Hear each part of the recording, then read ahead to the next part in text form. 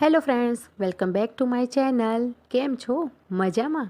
આજે પણ દર વખતની જેમ સરસ યુઝફુલ કિચન ટિપ્સ હેક્સ લઈને આવી છું કે જે તમારા કામ ફટાફટ થઈ જશે. એકદમ ઇઝી કિચન ટિપ્સ છે, તો લાસ્ટ સુધી જરૂરથી જોઈજો. સૌપ્રથમ આ ટાઈપની જે પ્લાસ્ટિકની બોટલ હોય તે લેવાની છે. ઘરમાં બધી આવી રીતે આમ પડી રહેતી હોય છે, અથવા તો આપણે ભંગારમાં પણ આપી દેતા હોઈએ છીએ.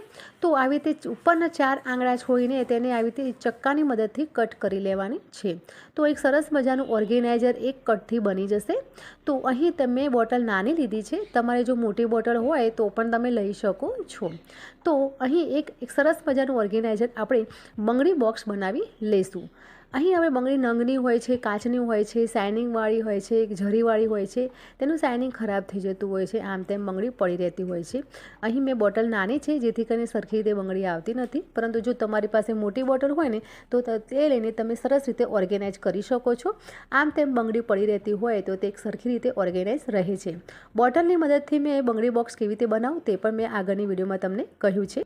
આગળની ટિપ્સ જોઈશું. અહીં મેં એક પેન લીધું છે, તેની અંદર 1 ગ્લાસ જેટલું પાણી મેં એડ કર્યું છે અને તે જ પત્તા મેં એક લીધું છે અને તેને આવી રીતે કટકા કરીને મેં ગરમ કરવા મૂકી દીધું છે. સરસ મજાનું ગરમ થઈ જાય એટલે આ પાણીને આપણે નાવામાં લેવાનું છે. હા ફ્રેન્ડ્સ, તેને ગાળીને પણ લઈ શકો છો, અથવા તો એમને તેજ પત્તા સાથે પણ તમે લઈ શકો છો. ઘરમાં નાના બાળક હોય અથવા તો વૃદ્ધ વડીલ હોય તો તેના માટે આ પાણી ખૂબ જ લાભદાયી છે. તો તેમને શું છે કે આ રીતનું ગરમ પાણી કરીને તમે આપશો તો શરદીમાં જે વધારે પડતી જે ઠંડી લાગતી હોય તેમાં તેજ પત્તાથી સરસ એવું સુગંધવાળું અને ગરમીલું બોડી રહે છે. અને બાળકને પણ તમે જ્યારે હાથ પગ ધોવડાવો અથવા તો નવડાવો ત્યારે આ પાણીનો તમારે જરૂર ઉપયોગ કરવાનો છે. હવે આપણે આગળની ટિપ્સ જોઈશું. આ ટિપ્સ ખૂબ જ કારગર છે અને દરેક ઘરના બધા જ સભ્યો માટે આ ટિપ્સ ખરેખર રામબાણ ઇલાજ છે. તમારે અત્યારે જે વાયરસ છે તેનાથી પણ દૂર રહેશે અને ખરેખર તેનાથી તમે શરદી, કફ, તાવ બધાથી આ જે રેમેડી છે એ ખૂબ જ લાભદાયી છે. આખા શિયાળામાં આ રેમેડી હું યુઝ કરું જ છું, તો તમારે પણ આ રીતે યુઝ કરજો, તે હું તમને બતાવું છું. તો અહીં તમારે 1 કપ જેટલું દૂધ લેવાનું છે, અથવા તો ઘરના જેટલા સભ્યો હોય તે પ્રમાણે તમારે દૂધ લેવાનું છે. દૂધ તમારે ગાયનું હોય તો વધારે ઉત્તમ છે, ન હોય તો તમે જે જનરલી યુઝ કરતા હોય તેનો તમે ઉપયોગ કરી શકો છો. તો અહીં મેં 1 કપ જેટલું મારે ગરમ કરવાનું હતું, જેથી કરીને મેં 1 જ કપ મેં દૂધ લીધું છે. તો તે દૂધ હવે ગરમ થાય એટલે હવે તેમાં આપણે એક સરસ મજાનું સિક્રેટ વસ્તુ આપણે જે નાખીશું, જેથી કરીને આપણું નાક, સ્વરપેટી અને જે ગળું બેસી જાય છે, અથવા તો જે શ્વાસ લેવામાં તકલીફ હોય છે, અથવા તો કફની પણ તકલીફ રહેતી હોય છે અને શરદીની પણ તકલીફ રહેતી હોય છે, શરીરનો દુખાવો રહેતો હોય છે, નસોનો પણ દુખાવો રહેતો હોય છે, તે બધું જ દૂર થઈ જશે. તો અહીં બસ એક જ કટકો આપણે લીલી હળદર લેવાની છે. જુઓ, આ ટાઈપની હળદર છે ને બજારમાં અત્યારે તો શિયાળામાં મળી જ રહે છે. તો તમારે આ રીતની લીલી હળદર છે તેનો 1 ઇંચ જેટલો ટુકડો તમારે લેવાનો છે. આ ટુકડા તમે કૂટીને તમે નાખો, અથવા તો તમે તેને આવી રીતે છીણીને પણ તમે નાખી શકો છો. લીલી હળદર તો બધાને જ ખ્યાલ છે કે લીલી હળદર છે એ આપણે જે શરીરના જે દુખાવા હોતા હોય છે, વાના દુખાવા થતા હોય છે તેને પણ દૂર કરે છે અને જે બેક્ટેરિયા છે તેને પણ દૂર રાખે છે અને લીલી હળદરથી જે લોહી છે તેની પણ શુદ્ધિકરણ કરે છે. તો બસ આ ટાઈપનું તમારે લીલી હળદર ઘરમાં રાખવાની છે. આમ તો બાળકો લીલી હળદર ખાતા નથી હોતા, તો આ રીતે તમારે લીલી હળદરને છીણીને દૂધમાં તમારે ઉકાળવાની છે. હવે જો તમારી પાસે મરી પાવડર ન હોય તો મરીને આવી રીતે શું છે કે તેને 2 થી 3 દાણા તમારે કૂટી દેવાના છે અને પછી તેને આવી રીતે દૂધમાં તમારે ઉકાળવાના છે. તો અહીં મારી પાસે મરી પાવડર અધકચરો હતો જ, જેથી કરીને તેને 2 થી 3 જેટલા દાણા મેં એડ કરી દીધા છે. બસ આ 3 વસ્તુ નાખવાથી, અને એક બીજી વસ્તુ છે જે છે તમારે બસ 2 થી 3 ટીપા તમારે ગાયનું ઘી લેવાનું છે. એકદમ પ્યોર ગાયનું ઘી હોય તો તમે તેનો ઉપયોગ કરો તો ખરેખર આમાં તમારે શું છે કે દવાની પણ તમારે કોઈ જ વસ્તુની જરૂર નહીં પડે. તો બસ આ ઘી નાખીને મેં દૂધ થોડું ઉકાળી લીધું છે અને તેની અંદર મેં કંઈ જ નાખ્યું નથી. જો બાળકો કદાચ પીતા ન હોય ને તો તેની અંદર તમે થોડો કાકડી ગોળ પણ નાખી શકો છો, અથવા તો મધ નાખી શકો છો.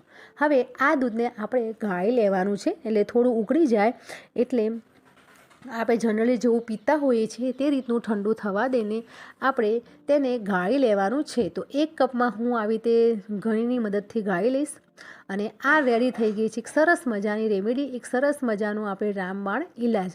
આ દૂધ તમે રોજ સવારે અથવા તો સાંજે તમે ઊંઘતી વખતે દરેક સભ્યને તમે 1 કપ તમે આપીને તમે પીવડાવશો તો ખરેખર કોઈ જ વસ્તુ, કોઈ દવા અને કોઈ જ રેમેડી કરવાની જરૂર નહીં પડે. 100% તમારે આ કારગર છે. તો ટ્રાય જરૂરથી કરજો. અને હા, આ ટિપ્સ તમને ગમી હોય ને તો પ્લીઝ લાઇક, શેર, સબસ્ક્રાઈબ જરૂરથી કરજો અને તમે ટ્રાય કરીને કમેન્ટ જરૂરથી કરજો. હવે આગળની ટિપ્સ જોઈશું. આ ટાઈપનો જો સુગરનો ડબ્બો હોય, ગોળનો ડબ્બો હોય અથવા તો મધની કોઈ બોટલ હોય તો તેની આજુબાજુ કીડી અને મકોડા રહેતા હોય છે અથવા તો માખો પણ હોય છે. તો તે સ્વાભાવિક વાત છે, ગળી વસ્તુ છે, મીઠી વસ્તુ છે તો એ તો રહેવાનું, પરંતુ તેને દૂર કરવાની જવાબદારી આપણે હોય છે. તો આનો ઈલાજ બીજે ક્યાંય બજારમાં જવાનું નથી હોતું, ઘરમાં જ અને કિચનમાં જ તેનો ઈલાજ છે. બીજું કંઈ જ નથી. દરેકના ઘરમાં મોસ્ટ ઓફ વિનેગર તો હોય જ છે. તો અહીં તમારે વિનેગર છે તમારે 1 જ ચમચી અથવા તો અડધી ચમચીની જરૂર રહેવાની છે. વિનેગરમાં એવી પ્રોપર્ટી છે કે પહેલાં તો તેની જે સુગંધ છે બહુ સ્ટ્રોંગ છે અને તેનું રિએક્શન ખૂબ જ ઝડપી આવે છે. તો બસ બીજું કંઈ જ કરવાનું નથી. જે વિનેગર છે તે આવી રીતે શું ને કોટન બોલને આવી રીતે ડીપ કરીને તમારે જે ડબ્બો હોય, બોટલ હોય તેની આજુબાજુ તમારે આવી રીતે જો ફેલાવી દેવાનું છે, આવી રીતે પોલિશ કરી નાખવાનું છે. તો આવી રીતે સ્પ્રેડ કરશો એટલે તેની સુગંધથી જ તે માખો, મચ્છર, મકોડા બધો દૂર જ ભાગવાના છે. આમ તો જે બીજો પણ એક આઈડિયા છે કે જે સરસીનું તેલ હોય તે આજુબાજુ લગાવવાથી પણ નથી આવતો, પરંતુ સરસીનું તેલ શું હોય છે કે આજુબાજુ ચીકણું હોય છે અને ચીકાશના કારણે જે હાથ ઉપર પણ તેની દુર્ગંધ આવતી હોય છે અને તેના સાથે સાથે શું છે, ગોળ ખાંડ પણ જે તેલવાળા થઈ જતા હોય છે. તો તેના કરતાં તમે વિનેગર તમે આવી રીતે લગાવીને રાખશો ને તો તમને લોંગ ટાઈમ સુધી કંઈ જ તમારે આવશે નહીં. ટ્રાય જરૂરથી કરજો. ટ્રાય કર્યા સિવાય તમને ખ્યાલ નહીં જ આવે. તો ખરેખર બધી ટિપ્સ કારગત જ છે. અને આ વિનેગર મેં બસ જનરલી જે આપણે વાપરતા હોઈએ છીએ તે સિલિકોન જ મેં લીધું છે. તો ગમી હોય ટિપ્સ તો પ્લીઝ લાઇક જરૂરથી કરજો. હવે આગળની ટિપ્સ જોઈશું. જો આ ટાઈપની ડાયમંડની બંગડી પહેરી હોય અથવા તો આવી રીતે ગોલ્ડન બંગડી પહેરી હોય અથવા તો કોઈ ફંક્શનમાં ગયા હોય તો કોઈ પાર્ટીવેર બંગડી પહેરી હોય તો તેને જે ડાયમંડ ઝાંખા ન પડી જાય અથવા તો તે બંગડીને 3 થી 4 દિવસ સુધી પહેરવી પડે છે અથવા તો શું છે લગ્નની સિઝન ચાલતી હોય છે તો આપણે બંગડી આ ટાઈપની પહેરતા હોઈએ છીએ. તો તેને આપણે કોઈ કામ કરતી વખતે, નાહતી વખતે તેને જે શું હોય છે કે અમુક ટાઈમે પાણી અડતું હોય છે તો ખરાબ થઈ જતું હોય છે. તો બીજું કંઈ જ કરવાની જરૂર નથી. આ ટાઈપની જે રબરની રિંગ આવે છે જે વાળમાં આપણે લગાવીએ છીએ તેને બસ આવી રીતે જે બેંગલ્સ ઉપર તમારે આવી રીતે તેને કવર કરી દેવાની છે. આના કરતાં જો મોટું રબર પણ આવે છે તમે પાટલા ઉપર પણ લગાવી શકો છો. તો શું હોય છે કે અમુક બંગડી કેવી હોય છે કે ઝરીવાળી હોય છે કે જે દેખાવમાં સારી હોય છે પરંતુ તેને પાણી અડતા તે ખૂબ જ ઝાંખી થઈ જતી હોય છે. અને અત્યારના તો શું છે કે બંગડી ખૂબ જ મોંઘી આવે છે. તેને જો સાચવવામાં ન આવે ને તો તે ખરાબ થઈ જાય છે અને તે જોઈને પણ આપણને પહેરવાનું પણ મન નથી થતું. તો બસ આવી રીતે જુઓ, તમારે જાતે ન હોય તો કોઈની મદદથી પણ તમે આવી રીતે રબર લગાવી શકો છો. તો બસ આવી રીતે 2 થી 3 રબરો તમે લગાવીને અથવા તો એક બંગડી નહીં 2 થી 3 બંગડી ભેગી કરીને પણ તેના ઉપર રબર લગાવી શકો છો. તો આ ટિપ્સ ખરેખર કારગર છે અને ટ્રાય જરૂરથી કરજો ફ્રેન્ડ્સ. નાની ટિપ્સ છે પણ આપણને ખૂબ જ મોટો ફાયદો થતો હોય છે. હવે આપણે આગળની ટિપ્સ જોઈશું. આ ટિપ્સ જોઈને તમને ખ્યાલ આવતો હશે કે હીટરની ઉપર હું આવી રીતે બંગડી ભરાવું છું. ટિપ્સ પણ એ ટાઈપની જ છે. તો જુઓ, અત્યારે આપણે શું છે કે ઠંડીની સિઝન છે તો તેમાં આવી રીતે આપણે હીટરનો ઉપયોગ કરતા હોઈએ છીએ. તો આ હીટર જો વ્યવસ્થિત જગ્યાએ મૂકવામાં ન આવે તો જુઓ, અહીં હું તમને બતાવું છું આ પ્લગની હાલત શું થઈ ગઈ છે. આ પ્લગ જે અમારા ઘરમાં ડોગી હોવાથી ડોગીના કારણે આ પ્લગ બગડી ગયું છે. તો આવી રીતે શું છે કે આપણે બાથરૂમમાંથી ઉપયોગ કરીને બહાર મૂકી દઈએ છીએ, પછી એમના એમ જ રહી જતો હોય છે બહાર વાયર અને આપણે ભૂલી જતા હોઈએ છીએ. તો આટલો મોંઘી જે વસ્તુ હોય તે બગડી જતી હોય છે. તો પહેલાં તો સૌપ્રથમ તો જ્યારે હીટર નવું હોય કે જૂનું હોય તેને આવી રીતે વાયર હોય તેને સારી રીતે આવી રીતે સેટ કરી દેવાનો છે.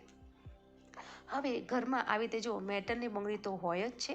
તો આ મેટલની બંગડી હું પહેરતી ન હોવાથી તો તેને આવી રીતે જો વચ્ચેથી કટ કરી નાખીશ એટલે એક સરસ મજાનું શું છે કે એક લોખંડના જો વાયર જેવું થઈ જશે. તો આવી રીતે તેને કટ કરીને હું આવી રીતે જો વાયર ઉપર આવી રીતે તેને વીંટાળી દઈશ એટલે એક સરસ મજાનું હૂક ટાઈપનું બની જશે. તો આવી રીતે વાયરની અંદર ફસાવીને અને હીટર સાથે છે ને જેનો લોખંડનો જે સળિયો છે તેના સાથે આવી રીતે હું હૂકની જેમ આવી રીતે વાળી દઈશ એટલે કે સેટ કરી દઈશ. તો જો એક સરસ મજાનું હીટર જે છે એકદમ આવી રીતે સેટ કરીને પછી તમે મૂકી શકો છો. કેમ કે આ હીટર શું છે કે આપણે સવારે જ તેનો ઉપયોગ થતો હોય છે, આખો દિવસ તેનો ઉપયોગ થતો નથી હોતો. તો બસ આવી રીતે સવારે તેનો ઉપયોગ કરીને આવી રીતે તમારે સેટ કરીને મૂકી શકો છો. અથવા તો જો તમારા ઘરમાં કોઈ જૂનો મોજો હોય તો જૂના મોજાની અંદર પણ આવી રીતે તમે મૂકીને પણ એક સારી જગ્યાએ સેફ જગ્યાએ તમે મૂકી શકો છો. તો એક નાની ટિપ્સ છે અને મોંઘી હોય કે સસ્તી વસ્તુ હોય તેને સારી રીતે જો વ્યવસ્થિત મૂકવામાં આવે તો તે સારી રીતે લાઈફ ટાઈમ સુધી સચવાઈ રહે છે. તો આ મારી બેદરકારીના કારણે તેનું પ્લગ બગડી ગયું છે. તો પ્લગ મારે હવે નવો લાવીને હું તેને સેટ કરીશ.